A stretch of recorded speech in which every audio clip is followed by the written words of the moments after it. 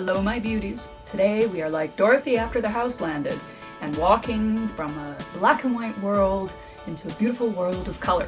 And so too were the people of 1907 when the Lumiere brothers, hilarious awesome brothers who could knit some mean lace and made some pretty serious movies, came up with this crazy process where you put potato starch on glass and a few other things happen, and then you get color pictures. They're very delicate.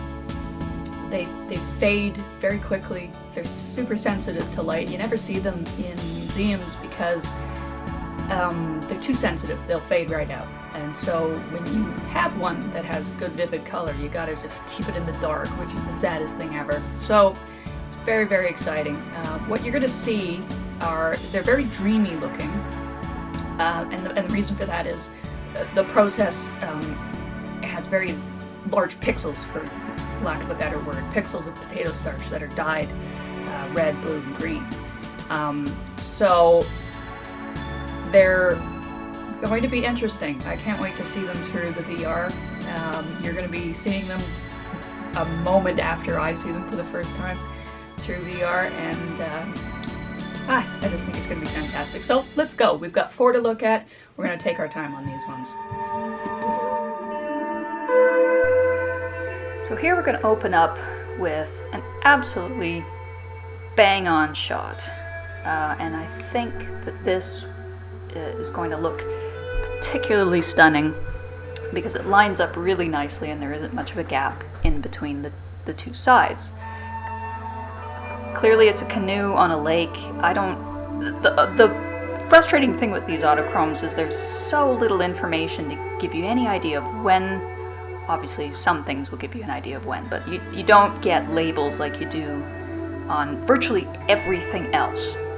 So perhaps some of the mystery is just that. Here's a moment before, probably 1930. What a beautiful boat. Yeah. We are going to be definitely more contemplative on these. So I hope you have a glass of wine or something like I do. Now, you'll see that there is a bigger gap between the two left and right sides here. And so you'll probably need to adjust your eyes as we go. And what a lovely picture this is. I mean, I don't know if you guys ski much, and I am a very gentle skier, but I've always said it's the only time that I'm properly graceful is on a set of skis. And this hill looks like exactly where I want to be skiing. You see some really interesting things in this one. You definitely get a sense of the time it takes to expose an autochrome because you see these ghostly images. Kind of in the foreground there's a spectacular ghostly image of a person just left of the skis that are standing up. This one was a pain to edit because there are so many people. Couldn't tell the dust from the people. I love this image. You can really smell the air. It smells clean. Look how fresh and green everything is. And it's absolutely charming. As you can see, this woman standing proudly in front of this house turns her face while the picture is being exposed. So she kind of has this double face where half of it is in profile and half of it is head on. And she's got a lovely smile, and the title in between says Holland Farm, spelled very, very French. And you can also see the frustration of having a label on there because it's actually cutting off a good chunk of the left image. But you could probably peg this about 1935. It's going to be one of the later ones. You can tell just by the quality of the color and sort of how it works.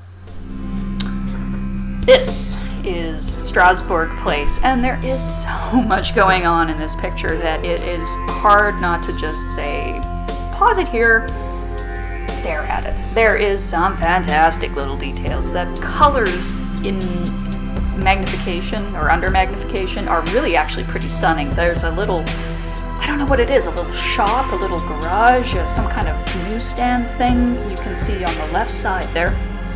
Oh, and I should also say, this one's particularly upsetting because of the big black bar down the middle. You know what, I'm actually just going to shut up because it's a bloody good picture that you can just go ahead and get lost in.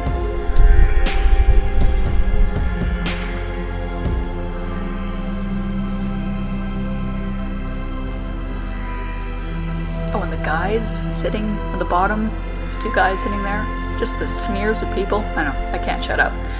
See, this is why I love this stuff. I'll see you guys next week.